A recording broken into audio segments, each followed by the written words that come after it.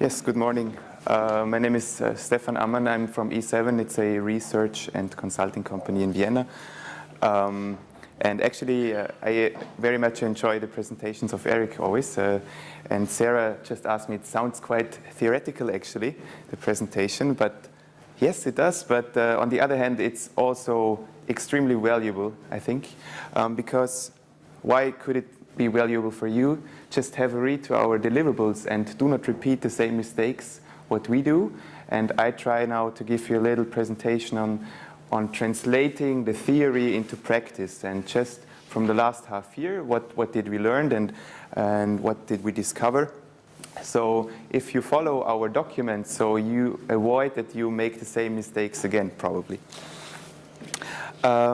In case of E7, our company, why are we doing this whole thing? Actually, we are very much demand-driven, I would say. We are carrying out energy audits, for instance, and we are doing consulting and research with our clients, and we see the market demand. We see what their needs are, what their problems are, but we have very limited resources. We are an SME, we are a small company, and we are not able to do all these lighting, HVAC measures, and so on. So we need reliable partners which we trust, and we need to cooperate with them. Therefore, we are establishing a SPIN in Austria.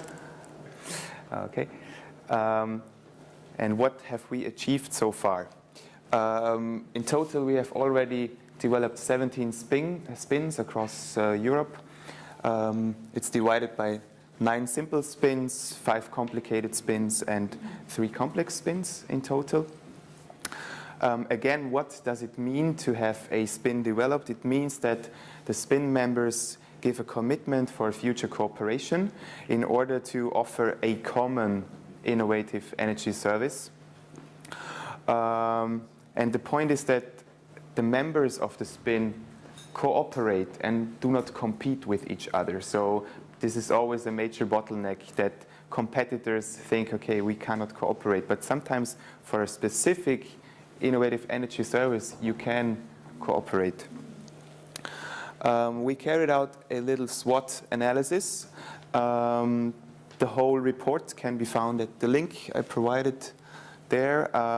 Strengths of a spin is clearly that it allows a quick and efficient response upon customer needs, probably a much faster response compared to big ESCOs.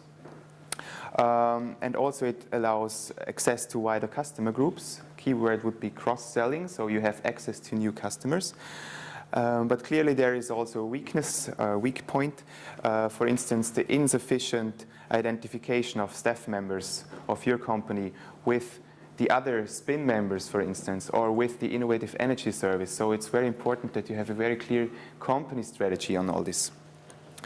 But of course the opportunities is again cross-selling, and local SMEs probably are preferred by local clients instead of bigger companies. That's what we found out also. And the threat might be that know-how sharing may lead to a growing number of competitors. But in our opinion, a little bit more of competition is not too bad for the market. Here we have some preconditions for a well-functioning of a spin. This is, I think, what you have asked before about. This is very much about roles, responsibilities, and duties, about the internal organization and the management of a spin. So it really needs to be clear who is the coordinator, who leads all this, what are the roles of the coordinators, what are the roles of the associates. And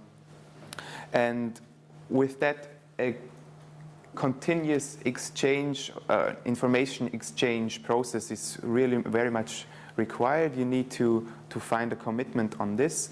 For instance, you can have weekly phone calls or weekly online meetings or weekly workshops, like that you say, okay, every Friday morning our spin group shares a common room and we talk about the innovation service, we talk about our last marketing activities and how we approached clients and which clients and so on.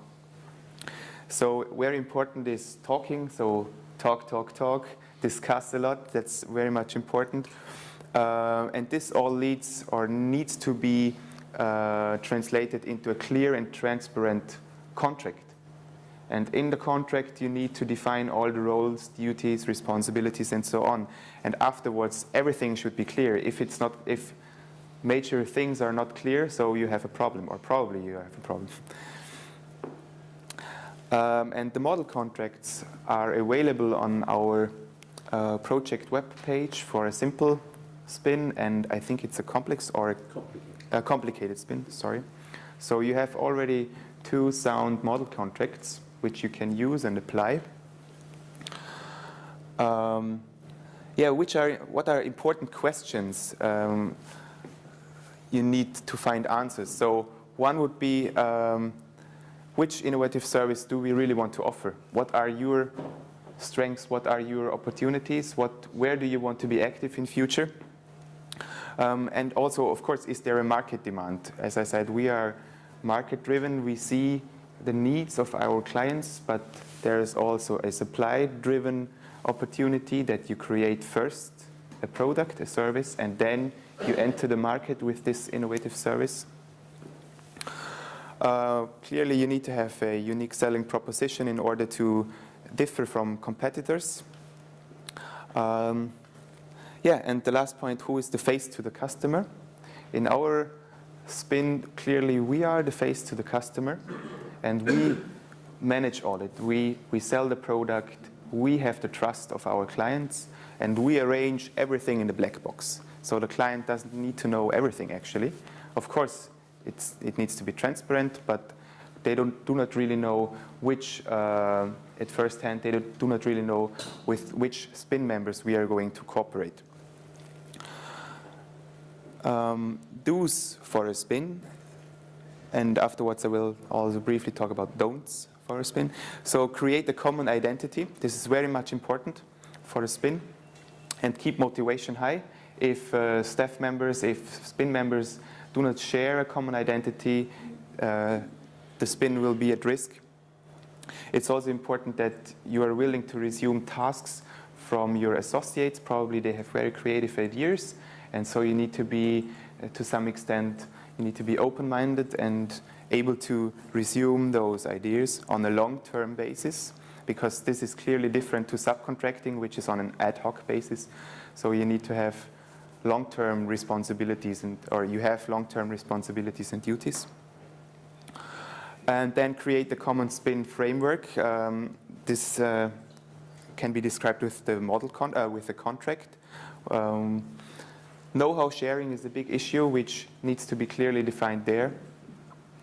How to deal with higher overhead costs, who is doing marketing, who is doing sales, who is doing project management, who pays for all this. But the point is, and is it allowed to absorb customers from other spin members? So it's possible that a customer from a spin member finds out that he prefers to cooperate with you rather with your spin member. So you need to be explicit on this. So please do not be implicit and have assumptions. Talk about it and name all the questions. So explicitity would be much of help.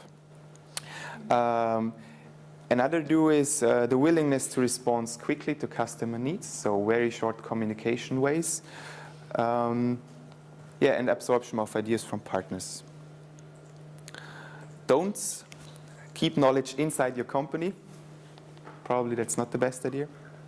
Limit communication, exchange ideas to own employees only and to your company only. Might be also not the best idea. And focusing on your own strategic targets may be a problem, because a spin needs to have its own strategy on the basis of company-specific strategies. Here I have a graph on phases of spin development. It's quite similar to the phases Eric has already explained to you previously.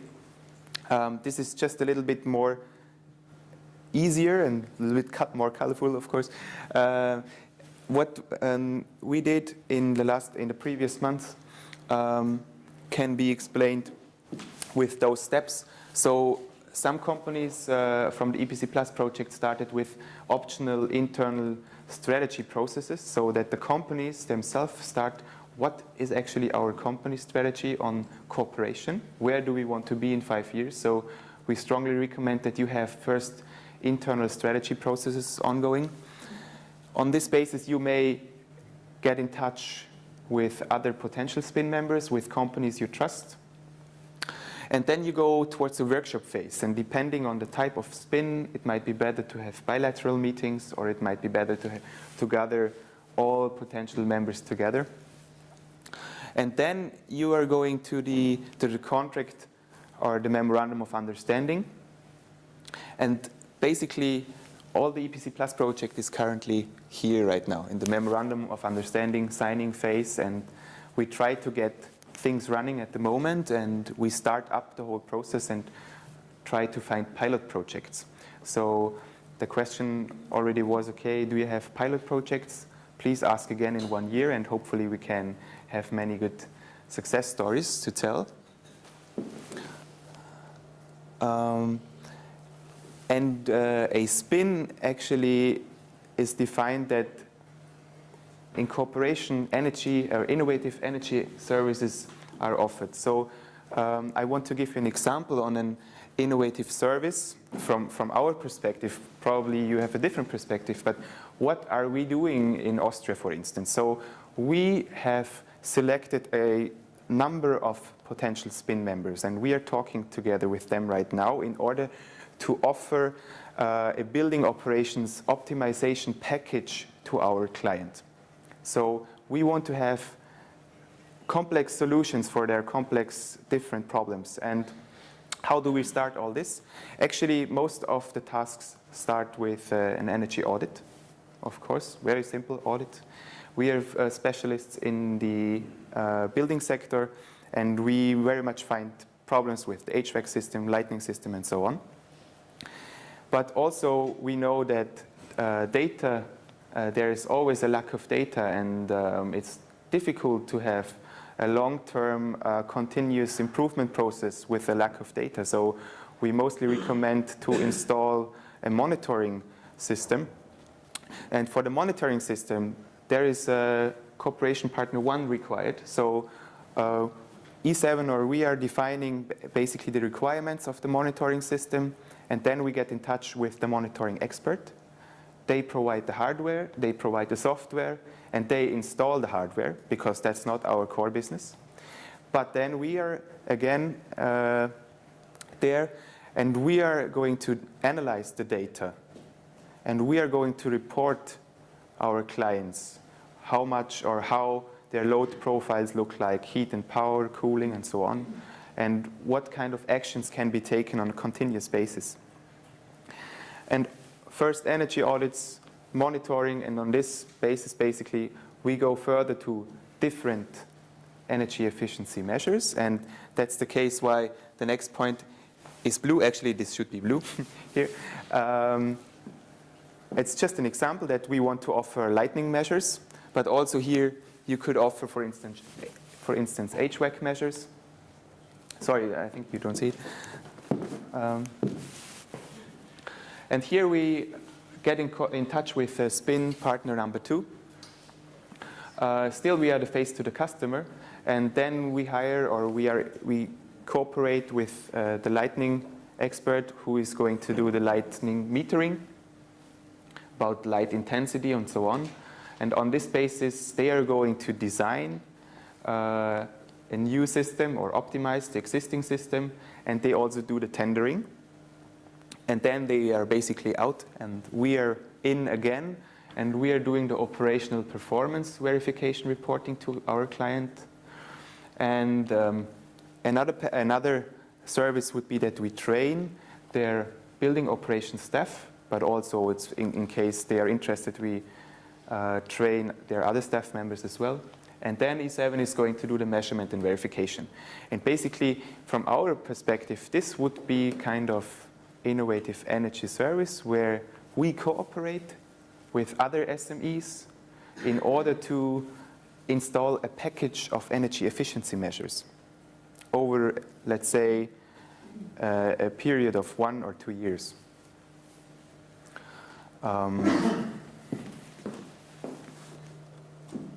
Yeah, lessons learned, just very briefly. It's very important that you have a driving force. This is required throughout all phases, actually, of a spin development process, and also if the development process is closed. So you need to have a leading role, a coordinator. What we have seen is that potential spin members do not want to have workshops with other stakeholders together and prefer bilateral meetings. And then some partners reported that the other way around, that they said they prefer to have bigger workshop groups instead of bilateral meetings. It obviously, or it may increases the trust to other spin partners. So there are very different approaches, and there is no common rule. So do not stick too much to one approach. Just get in touch with your clients, what they prefer and what they would like to have. And then, yeah, we also found that it's difficult to convince potential spin members to be a partner, to be a spin partner, on the one hand. But on the other hand, some partners reported that they said it was very easy to convince spin members to join the spin. So I think it's also a very interesting finding that there is no common rule on this. And the last point, the complexity of a spin, even a simple spin, is quite high. And actually it requires efforts and it requires work. And be aware that you need to invest something, you need to invest time, it's time consuming, but it will be worthy, I think. Yeah, thank you very much. If you have questions, you can be back to me. Thanks. Thanks very much, Stefan. That was very interesting. I think that should invite a few questions, because we're getting now down into more the nitty-gritty of, of seeing it working in the likes of Austria on a practical basis. So has anybody got a question for Stefan?